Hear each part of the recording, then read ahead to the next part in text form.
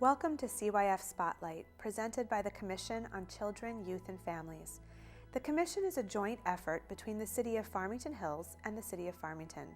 Its purpose is to foster a healthier community by focusing on our most precious resources, our children and our families. The Commission is made up of dedicated volunteers and community activists from all walks of life. Working together with other groups and agencies in the community, the Commission creates programs with one goal: to encourage a supportive environment where children, youth, and families are happy, healthy, educated, and safe, and have the opportunity to reach their full potential. The Commission is hosting this show to bring our focus and activities to the community. We welcome your input and support. You can learn more about our Commission at our website, www.cyf.us. Hello, and welcome to the Children's Youth and Family Show. Today's focus is going to be on heroin. My name is Brian Spitzbergen, and I'm the director of a community-based treatment facility in Western Wayne County called GrowthWorks. Today, I would like to introduce our panel of guests, and we're going to talk about heroin and some of the dangers and some of the things that are needed and necessary for the community to know more about. So I'd start with you. Hi, I'm Dr. Jackie McParland. I'm an emergency physician at Botsford Hospital. My name is Rich Isaacson. I'm a special agent with the Drug Enforcement Administration out of the Detroit Field Division. Sergeant James Nitel, Farmington Hills Police Department. I run DEA Group 19 as a group supervisor. My name is David Gardy. I'm a federal prosecutor with the United States Attorney's Office, and I'm chief of the Drug Task Force Unit. Good morning, everybody. Today's first question is going to be, what do we see as the scope of the problem in regards to heroin? Well, certainly heroin is a problem in every community across the country, whether it's rural, suburban, urban areas. There's not a community in Michigan or across the country that hasn't been hit with the opiate abuse problem. And we're talking prescription painkillers as well as heroin. And it's certainly been a growing problem over the past 8 years or so. And in large part, it's driven by the misuse, the non-medical use of opiate painkillers. People become addicted to those pills, and quite frequently they'll switch to heroin. And we can address that as we move forward, I'm sure. It's especially gotten worse in the last few years. In 2010 to 2013, the number of heroin overdose deaths have tripled in the United States. Just in Wayne County and Washtenaw counties, there have been over 60 dead since January 1st. Partly it's a result of heroin, also the drug fentanyl, which the drug traffickers will mix with the heroin, making it much more lethal combination. So it's a growing problem. It's getting much worse. And at the local level, we're dealing with a lot of the families and friends of individuals who overdose, and we're clearly looking for different angles, different strategies to try to combat this at the family level. I think the problem has become much worse. As David had mentioned, the overdoses are increasing. We are getting calls of overdose deaths where we're pronouncing them. We are seeing many individuals who are coming in who have overdosed, who were fortunate enough to be saved by either police or EMS, and they are coming in at much higher numbers than we had seen in previous years.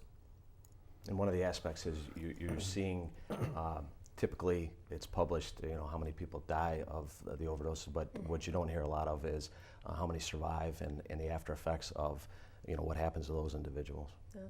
And I think we see a problem that there is a drug called naloxone Narcan that the police are now authorized to carry, that they can administer immediately if they see someone with a suspected heroin overdose that will reverse the drug.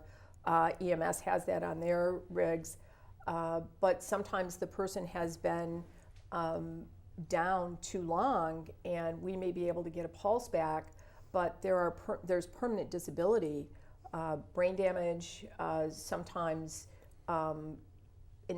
they will be in a nursing home the rest of their lives. They'll never be able to breathe on their own again. And people don't think about that sequelae of the opiate and heroin abuse. I know that as a treatment provider, you know, we've had a young person as young as 16 come into services in a wheelchair after their second overdose, and you know, they had suffered physical symptoms that was going to require 4 to 6 months of rehab, just for them to physically be able to, you know, perhaps be functional again. But we're talking about, you know, in this case, a person who was, you know, 16 years old and had already been on death's doorstep twice.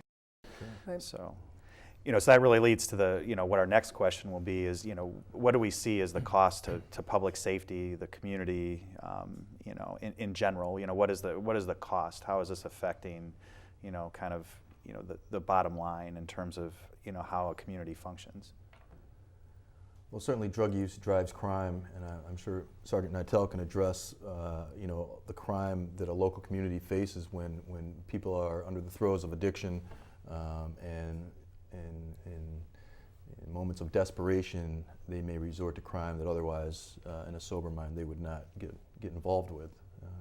But certainly healthcare costs, societal costs are astronomical. But at the local level, you certainly see an increase in crime when your drug use goes up. And having the opportunity to run a detective bureau, interview many defendants who were convicted of, you know, homicides, armed robberies, different, you know, very dangerous crimes. It's very few times that it's not drug related, Yeah. or there's some type of abuse of drugs that led to that event, and that is, you know, it is proven over and over again that these crimes, a lot of them, a vast majority, are driven by the narcotics. Mm-hmm. I think one thing that's interesting about that too is, you know, when you talk about potency of heroin being, you know, being as potent as it is, addictive potential being so high, you know, people are probably, you know, my experience is that people younger, you know, kids that are addicts, even young adults, they're willing to chase, they're willing to, you know, be even more, you know, reckless in their approach to, you know, how they're going to get their drugs, how they're going to finance and pay for them, and that leads to, you know, in my estimation, you know, making more riskier choices, you know, higher potential for more higher profile types of crimes and things that would be, you know, much more, you know, painful to a community in terms of what happens. And potency is an interesting point because just going back in recent history, you know, potency of heroin back before the mid-90s was at such a low level that people had to inject the drug to get high. After the Colombians got involved in the mid-90s, the South American heroin was at a higher purity level. That allowed people to snort the drug. And that opened it up to a large segment of our population that may have never even thought about using heroin previously because they thought injecting was, I don't know, more of a dangerous drug or something. But they had the misimpression that if they snorted the drug, it wasn't as dangerous. So going back to the late 90s here in the Detroit area, when people started snorting heroin, that really did increase maybe a younger population that previously wouldn't have tried heroin. And that kind of predates where we're at right now with the opiate leading to a lot of the heroin. But that does explain some of our younger demographics that begin experimenting with heroin. Yeah. And I think I'd like to go back to the cost. I think there's a couple areas. There's the whole emotional cost that any kind of substance abuse takes on the family. And the resources, I mean, I know of people personally that have spent over $250,000 trying to get treatment for their loved ones to get off the drug. And just the toll that it takes on them, and the focus becomes on that individual, and the other children in the family become ignored, not intentionally, but because the focus is on the person with the addiction and they're trying to help them. The medical costs of just the police involvement, the whole attorney's office with all the costs that you have in prosecuting these cases, the medical costs of the EMS runs, the hospital costs, and then we talk about these people who they survive, but they're not going to be tax-paying members of our society, and so we as taxpayers are going to provide for their medical care for the rest of their lives. Mm-hmm. And those costs add up, they're huge. And a lot of the addicts, where they start stealing is from home. Absolutely. You know, they don't start stealing in the community. They start stealing from mom and dad, and from aunt and uncle, and they're stealing jewelry and that can be pawned. So there's, you know, that cost there. You know, and another cost that comes in healthcare wise is that when they have difficulty getting needles, they share needles, and then we see the development of HIV spreading. We develop hepatitis C that is spread, and those are illnesses that are lifelong illnesses that will take lifelong medications to treat. And oftentimes these individuals don't have the money to pay for those, so either they go untreated or they are using resources that we, again, as taxpayers, are providing support for clinics to keep their disease in check. And then when they're under the influence of drugs, there's the risky behaviors with, especially the risky sexual behaviors, where we see unwanted pregnancies, and we see again the passage of these diseases. And when people are IV drug users, we see them come in time and time again with multiple abscesses that often require surgeries, amputations. The abscesses can cause vegetations on their heart, and then they're having prolonged hospital stays, and the costs are just astronomical. Also think about the impact on the families. There was one example of a young lady, 17 years old, in Fenton, Michigan. She died of a heroin overdose, and her father was taking her to driver's ed and discovered his dead daughter, 17 years old, in her bedroom. And the reason that she had tried the heroin is because 3 years before, her mother had died of a heroin overdose. And she wanted to know what it was about this drug that attracted her mom, that took her mom away from her. Yep. So that led to her trying the drug and then dying too. So it's a tremendous cost and impact on each family that either suffers from addiction or from a death like that. Yeah. And it starts at, you know, the lowest levels. You know, mom's missing $10, missing $20.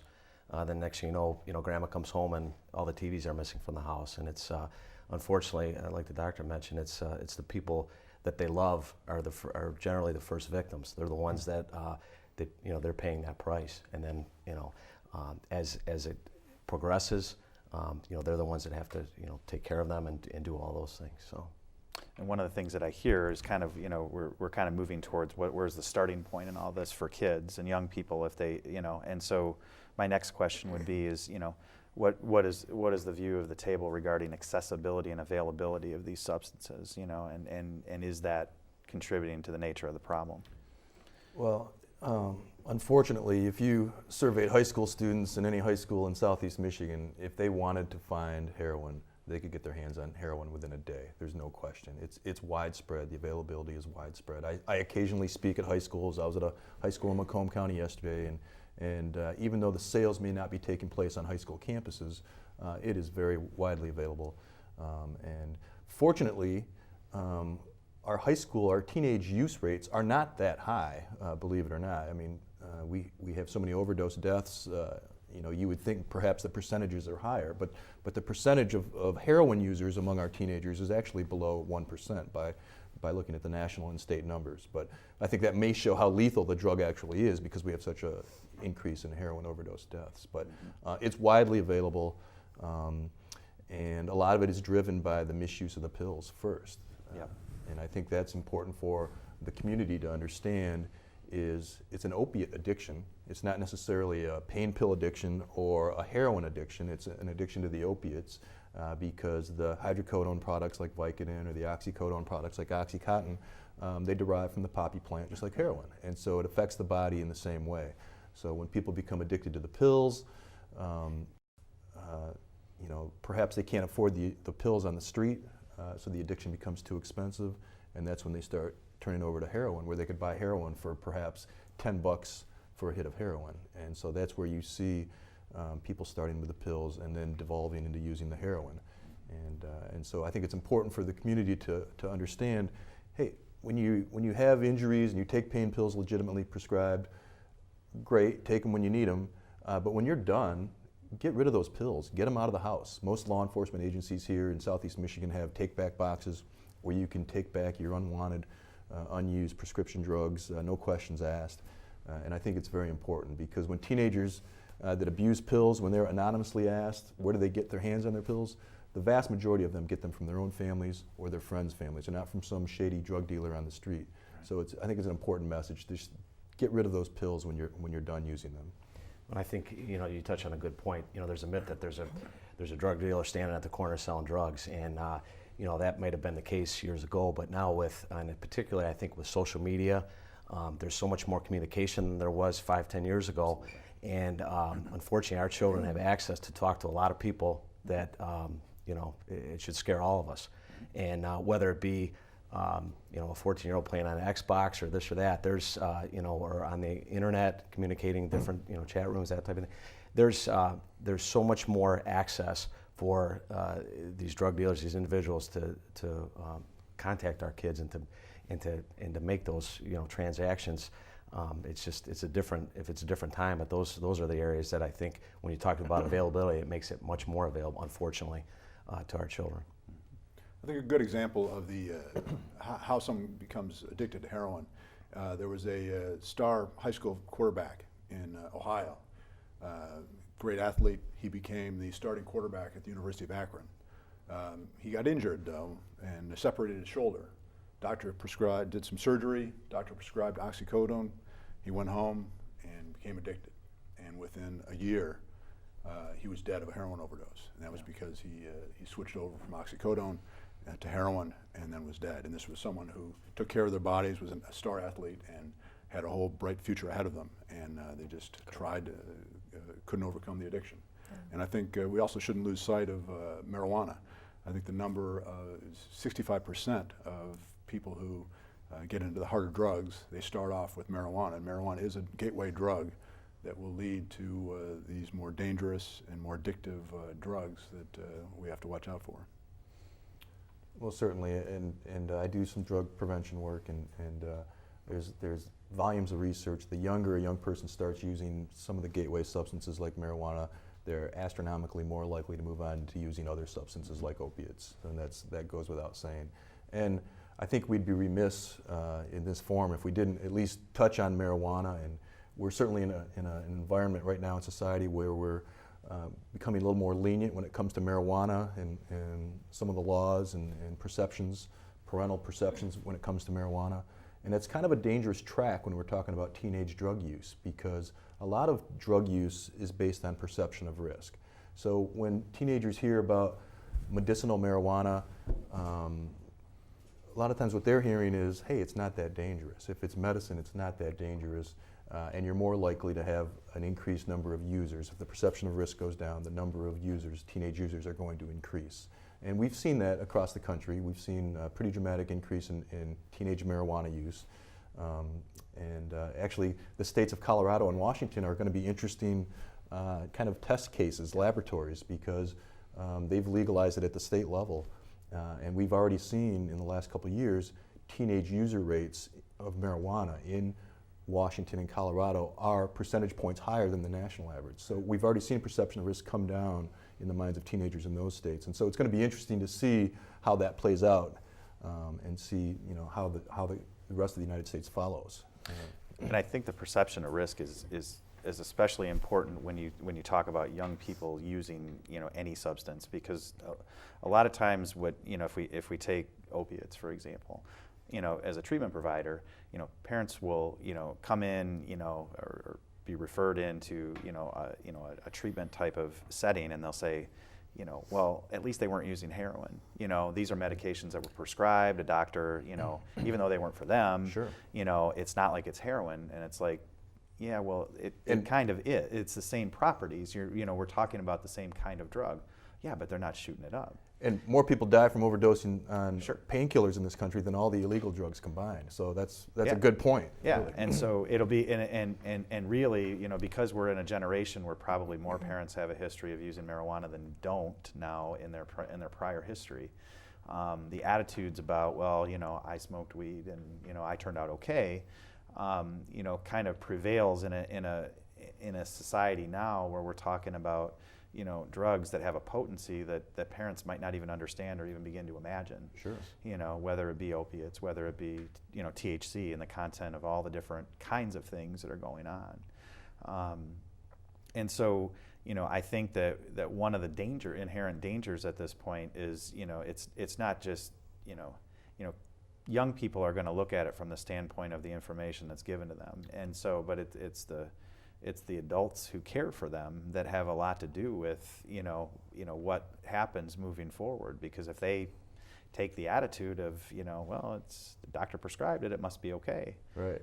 Then, to me, it continues to feed the mindset that, this drug, it's really not that bad. As long as you take it as a pill or do whatever, it's not that big a deal. Well, there's another caveat to that, is that someone comes into my emergency department with injury, and I suggest to them that they can use acetaminophen, Tylenol, ibuprofen, Motrin for the pain control.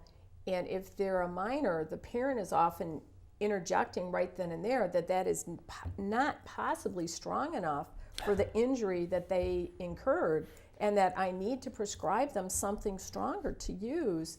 And it's very difficult to get these parents to understand that these really are very good medications, and just because they're over the counter doesn't mean that they're not effective, and that we don't need to jump into the narcotics for these pain control issues. And so the parents have a perception that, we can't treat someone's pain unless we use a narcotic. So the parents contribute to that problem right from the get-go if their child is injured or sick, and they are insisting, they get something stronger, and not realizing the sequelae of what could happen, like this young quarterback that got addicted to the pain medications, very quickly. Yeah. And I can't tell you how many times interviewing defendants, my investigator, you start talking to the parents, and the parents say, well, at least it's just marijuana. It's not. Right. And the problem there is when the interviews are conducted,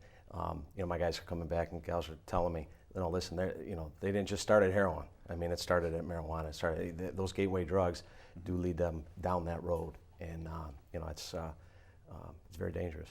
The other perception that comes into mind with that too is if addiction really happens in stages. To me, there's 3 stages to addiction, and typically society, and especially when you deal with families with children who have drug and alcohol problems, they tend to look at late stage as being that's when you have a problem, and it's not. Mm-hmm. You have 2 other stages where the problem's just beginning to formulate, and then with kids you get to a point where they either have to do do things to finance their addiction, whether it be stealing, dealing, that kind of stuff. But the consequences of loss of school, loss of family, loss of functioning in the community for a period of time doesn't seem to be enough at time for parents to want to say, oh, this is a real problem here. It has to be someone who, I think, like you described earlier, they have to be on death's doorstep. They have to be, completely, incapacitated for it to be a problem. And that's just not, that's really when it's too late. And I know we're not focusing on marijuana here today, but I think from your perspective, marijuana is an addictive drug, and I think maybe you could comment on that, because I think a lot of parents are under the perception, me as a guy nearing 50, I've heard my whole life, marijuana is not an addictive drug. But when I've talked to people in your profession that know the issues, they say, in fact, without question, some people can be addicted to marijuana. And part of the issue becomes this too, is that when you look at addiction is about it's about chasing, it's about improving, it's about refining. Especially when you're a young person, you're looking at basically, in a sense, becoming a better addict. I mean, it's like you're setting the stage for your adult life, and marijuana is the venue to do that. And you can watch the energy that gets put into becoming immersed in, I am going to know everything that there is to know about marijuana. I'm going to know everything that I need to know about improving my high, and it will take precedence over school. It'll take precedence over family. It'll take precedence over activities, and it will just kind of systematically over time just take over all those aspects of the person's life, to where typically when they get to treatment, they'll say things like, well, what I really want to do with my life is I want to be a care provider. I want to grow marijuana and do that, because that at that point that has become, this is my focus in life. Right. So I may as well get really good at it. And regardless of, from a law standpoint, what happens, there's only going to be so many people that's a career opportunity. And so for everyone else, It's, a lot of the things that I think people kind of look at as, amotivational, loss of potential, and now, of course, we have potency, and improvements in THC content to the point where, I've seen incidents where we've had clients that have, overdosed from, eating, concentrate of THC that was too high, and for example, in brownies and stuff like that, I've worked the marijuana edibles. Yeah, marijuana edibles. Yeah. I've had clients who have, gotten into trouble for perhaps, passing them out in school, and people getting sick off of them and accidentally overdosing because they didn't know that. There's all kinds of things that go along with this. Sure. So. I think as we talk about addiction, one of the other things that we've learned with our medical advancements is that there are genes that contribute to addiction, and we know that we are not our genes, that we can affect our genes by our lifestyle, our diet, etc. So if you are a person who has the addictive gene and you continue to use, then it's going to be more and more difficult for you to stop using because you're getting the expression of that gene. So we haven't gotten to the point of testing all these people that are, the users, but we are finding more and more about addiction and the genetics of addiction. So I would encourage families to really take a look among your family, and is there an addiction problem within your family with, with alcohol, with other drugs? And if that's the case, then you need to be very protective of your children to try to keep them from experimenting and try to keep them from that exposure, because we know that once they get that exposure, then that will start the cascade of it. And I think one other thing that is important in our society, we have been hijacked by the food giants, that they spend billions of dollars to find what is the bliss point of certain foods, whether it's our Oreos, whether it's the Big Macs, the Burger King, any of those foods, the crackers that you eat. And these are the foods that we eat because they're convenience foods. This started in the 50s when people were working, men were in the service, then it was two-parent incomes, and people needed things that were quick, so they developed the whole fast food industry. So most of us in this society have that addiction to food, and it's very easy to transfer that addiction into other substances because you're looking for that satisfaction you might have gotten from the Snickers bar. Look at the commercials that they have for the Snickers bar, where you're this evil person and then you take a Snickers bar and you're cool and calm. Jan Brady. Yeah, yeah. And the effect on the brain from the sugar and the cocaine, we now know from what's called a functional MRI, is actually worse with the sugar than it is with the cocaine. And that's especially relevant when you're talking about, in the communities I serve in Western Wayne County at GrowthWorks, the average age of a kid using for the first time that's at risk is 11.4 years of age.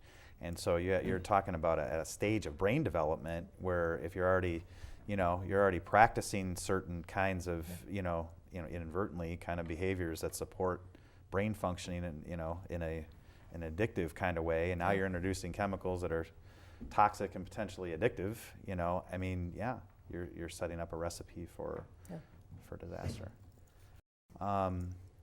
So as we kind of move towards the end here, I just wanted to, I think it's important information if anybody here can comment on, what happens when a person overdoses and what can be done at the critical moment, because I think that's something that I think everybody should be aware of in terms of what to do if somebody's overdosing. Well, I think from a medical standpoint, we do have a drug. It's called naloxone. In the medical fields, we call Narcan, and it will immediately reverse the effects of the heroin, the narcotic. If someone has overdosed on pills, we may need to use much higher doses of the Narcan. With heroin, usually a lower dose is more effective, but it's important to get that into that individual as quickly as possible. And there's been some recent laws that were passed that police officers can now carry this in what we call an atomized form, that they can spray it into someone's nose and it will start affecting them immediately. But if you see someone that's down, I would suggest doing mouth-to-mouth resuscitation and call 911 immediately. Some of the signs that I see from working the streets, and obviously the first thing is to call 911, start getting the emergency people there as quick as you can. But people turn to kind of a lighter shade of blue, very shallow breathing. They just seem to be spiraling down. So that's some of the signs. But the Narcan that the doctor discussed, I know the Oakland County Sheriff's Office just recently, within the last few months, has been giving that to their deputies out on the street. Macomb County's going that direction. Pretty much I'm sure you'll see every local community go in that direction. And that's certainly something that will help, because a lot of times it's a police car that's going to get there before a fire truck or an EMT. So, so I think that's a positive way to go. But we certainly don't want these addicts to use this as a crutch either. That if I overdose, they'll save me immediately. So the dangers are there. We've already discussed them, but I think from that standpoint, those are some of the things you can look at. If you come into that situation. One of the things we're doing at the U.S. Attorney's Office in conjunction with the DEA is that we're targeting instances where overdose deaths have resulted from the distribution of heroin and fentanyl and opioids. And just in the last month, we've charged 4 individuals, drug dealers, where they, on a small level, small amounts, distributed heroin or fentanyl, or one case Vicodin, and it resulted in an overdose death. And under our drug laws, if you distribute heroin or distribute actually any drug, and it results in the death of an individual, that's a mandatory minimum penalty of 20 years in prison. And because of the epidemic of heroin deaths and opioid deaths, we have decided to target these lower level dealers who distribute drugs and cause death, partly because of the purity of the drug they're distributing, or if they've mixed it with fentanyl. We're going to come after those individuals and seek the highest penalty for them. And I think just one comment, when there was the rash of the heroin mixed with fentanyl on the streets, we were just getting calls one after another of heroin deaths, because it was so much more potent. That the heroin, I don't think we really talked about this, but the heroin affects the breathing center in the brain. It slows down the breathing, and that's where the deaths occur, is that the people stop breathing. And the fentanyl-laced heroin was just so much more potent, and these people were dying. And now we have more potent heroin, and then we're seeing more calls and more overdoses. And I think the DEA is noting that there are the fentanyl-laced heroin is back on the streets again. And people need to be aware that this is just even so much more potent and so much more deadly. Yeah, that's a good point. We should address that. Without question, over the last year and a half, fentanyl, heroin tainted with fentanyl is resurging across the country, and it seems not far from this area, down in central Ohio, it seems to be as bad as anywhere else in the country. And certainly there are examples here in the Detroit area where people have overdosed with heroin tainted with fentanyl. But it's interesting, sometimes you'll see a newspaper headline about the bad fentanyl that's in the area. So that's a good point to note that, but the vast majority of people that die of heroin overdoses in this country are dying from the heroin. I mean, there's no such thing as good heroin. Right. I think that's a pretty important point to make too. And I think at a local level, to kind of comment on Dave's comment, a lot of the local communities, we work with HIDA, which is a high-intensity drug trafficking area. We've had meetings specifically on heroin. We have a strategy in place with communities working together. I just was in communication with a detective from Redford Township yesterday, and we're looking at a heroin overdose that happened in Farmington Hills and one in Redford that may be the same dealer.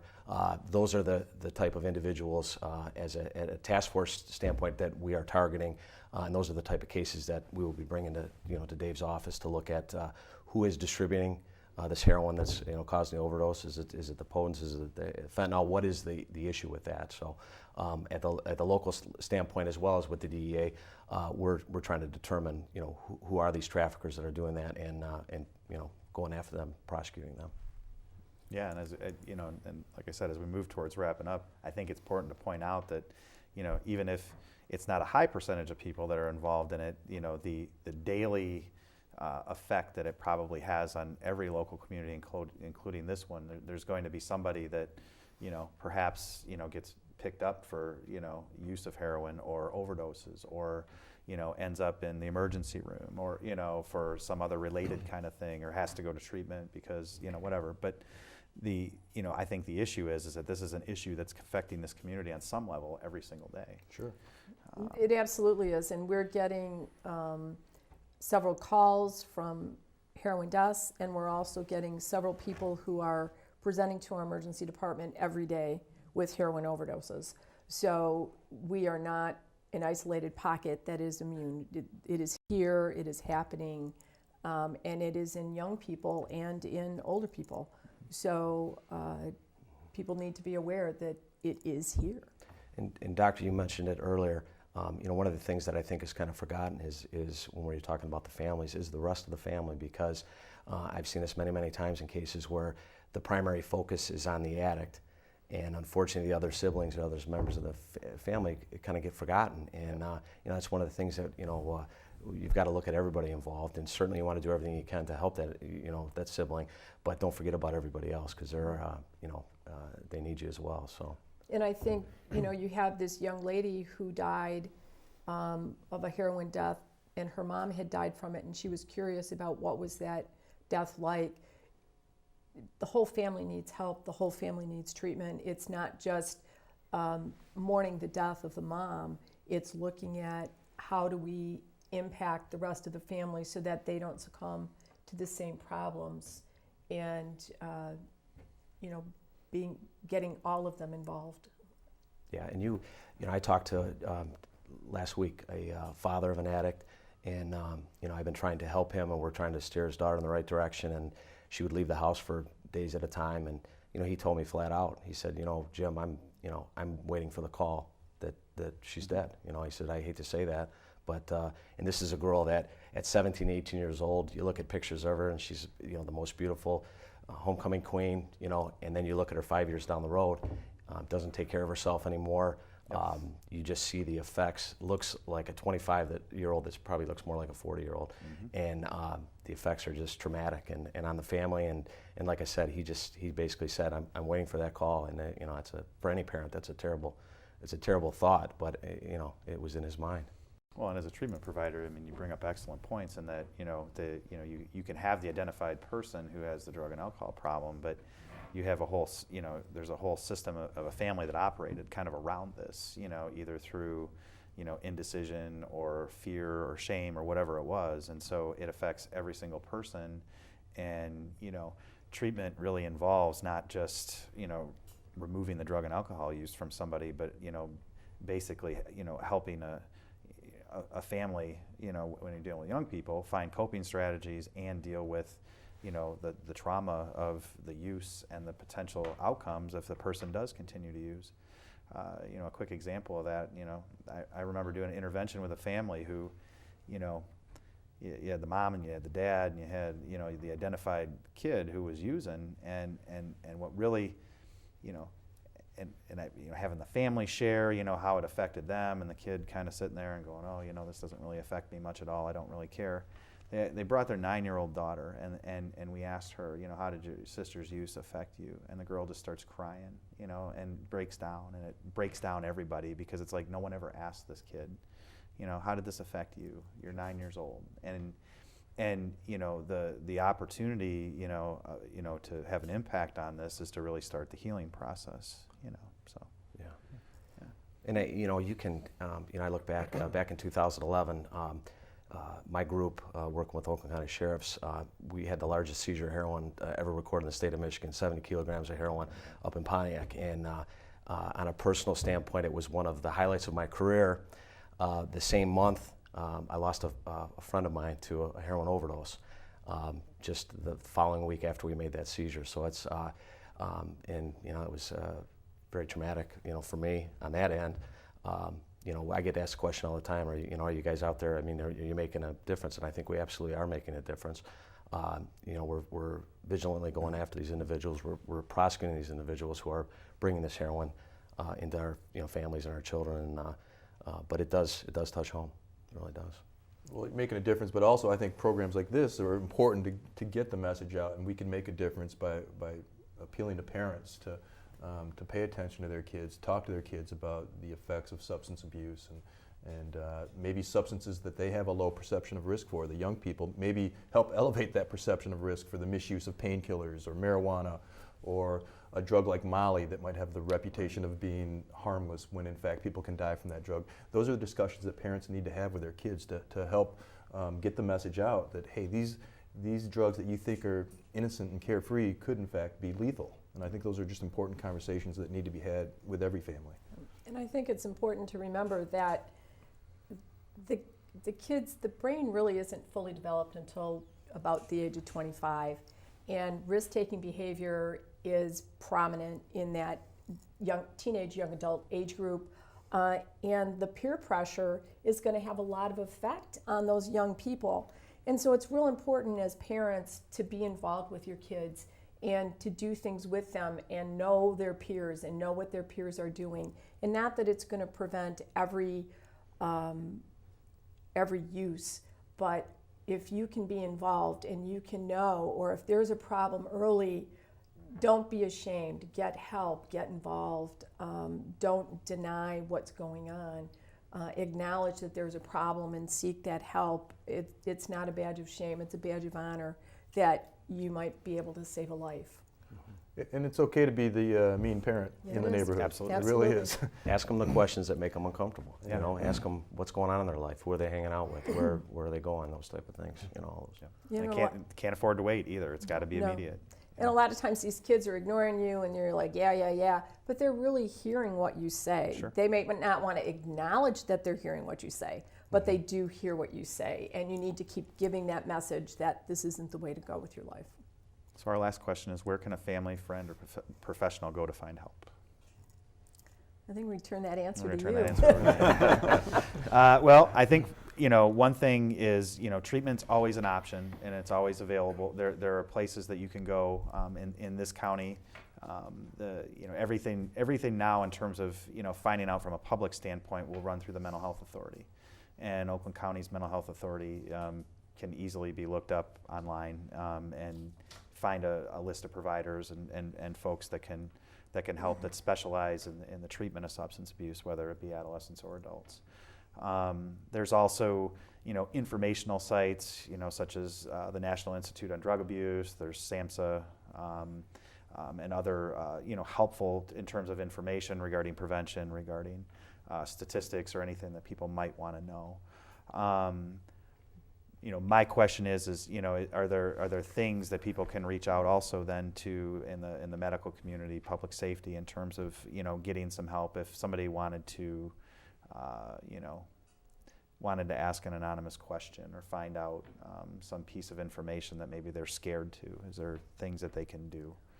I mean, just from a medical standpoint, there have been several times, and the timing of this is actually perfect because we're getting to graduation, prom, end of year party time, and we see a rash of young adults that are brought in with intoxication, with overdoses, that they've been given something at parties, and that actually can open the door for us to talk to that individual and their families about while you think this may be a one-time use, you really need to investigate further whether this is an ongoing problem that you just may not have been aware of. And we have some resources that we can give them or people that we can put them in touch with.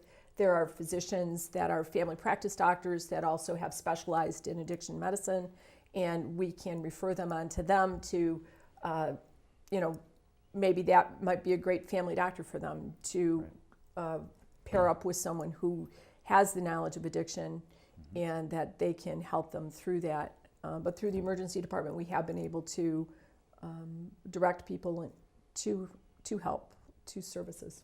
I think the NIDA website is a great website that you referred to. I think it's one of the best government websites when it comes to drug information. So I would certainly recommend the NIDA website. But also DEA.gov has surprisingly good information, drug information sheets. You can click on whatever drug you're interested in, and you can print off a one-page information sheet on whatever drug you're looking up to, and it's a pretty darn good website. I think when you talk to addicts too, and I have a family friend that was an alcoholic, and he told me he'd been clean for over 40 years, and he said that a day does not go by that he does not think about having a drink still. So, and I think that's one of the misconceptions and things that parents really need to understand is just because they're in a treatment center for X amount of time, or if they're in jail for X amount of time, when they come out, that addiction is still there, and it still has to be monitored. And a lot of these overdoses are from people that stay clean for 6 months, then they go back to, say, heroin, and they're taking the same, and their body is not ready for that same amount of narcotic, and they overdose. So it's something that has to be monitored forever. Yeah. And I think along those lines, there are support groups that are out there, and some people believe that they're helpful, some people believe that they're not, but there's Narcotics Anonymous, there's AA, and then there's programs for the family, like Al-Anon, to learn strategies on how to interact with the person who is an addict. And I think that that's real important so that you can provide an atmosphere where the individual can remain sober or off their drugs, because that becomes key in helping them maintain their sobriety. One of the things that'll be a challenge in this is,